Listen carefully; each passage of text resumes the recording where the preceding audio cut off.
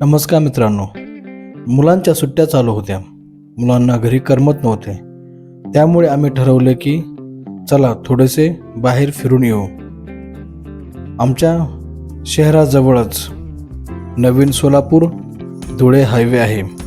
त्या ठिकाणी हे पारंपरिक पद्धतीची शेव विकली जात होती. या शेवची चव एक वेगळीच असते. ती आजकालच्या मिठाईवाल्यांकडे किंवा या राजस्थानी दुकानामध्ये मिळत नाही. ही जी चव आहे आपण गावरान चव म्हणू शकतो.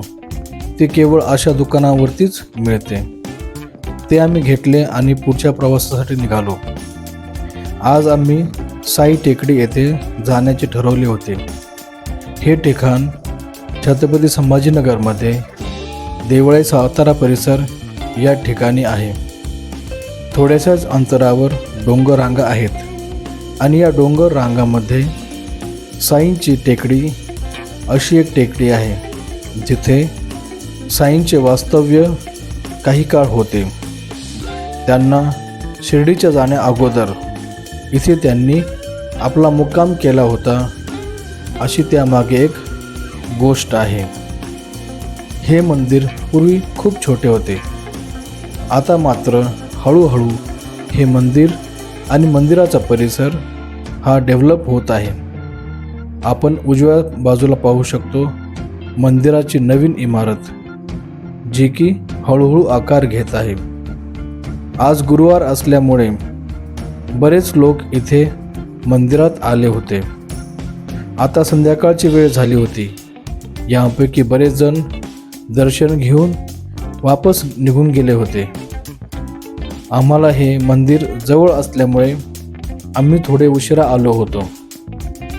या ठिकाणी नवीन मंदिराचे काम सुरू आहे आणि इथे काही वर्षातच भव्य दिव्य असे मंदिर उभे राहणार आहे. आम्ही वेळ मिळेल तेव्हा साई दर्शनासाठी इथे येत असतो.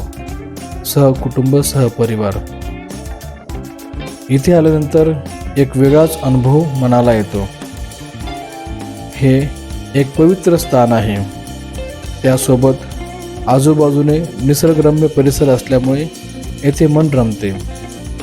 साईंची आकर्षक अशी मूर्ती इथे ठेवलेली आहे. या जागी पूर्वी छोटे मंदिर होते. ते सध्या पाडले आहे आणि त्या जागी बाजूला येथे छोटे तात्पुरते मंदिर आहे. या ठिकाणी साईंची दररोज संध्याकाळी आरती होती. या आरतीच्या निमित्तानेच आम्ही थोडे उशिरा आलो होतो जेणेकरून आरती हाती लागेल. आरती घ्यायची, थोडं बसायचं आणि मग वापस घरी जायचं अशी आमची दरवेळेची दिनचर्या असते. ही खूप सुबक अशी साईंची मूर्ती आहे. त्यासोबत इथे इतर देवी देवता पण आहेत. अशा प्रकारे हे एक पवित्र स्थान आमच्या घराजवळच आहे. लोक या मंदिराच्या बांधकामासाठी भरभरून पैसे देतात. येथे दर गुरुवारी महाप्रसादाचा कार्यक्रम असतो. सकाळी 11 ते 1 या वेळेत.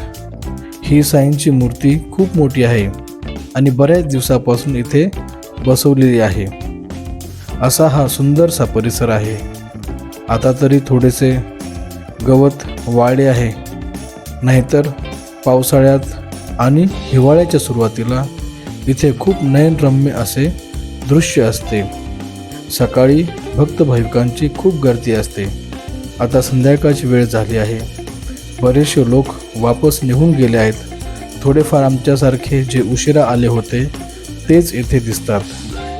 बरेच लोक दर्शनानंतर या वेगवेगळ्या टेकड्यांवरती चढाई करतात. इथे सुट्टीचा दिवस घालवतात.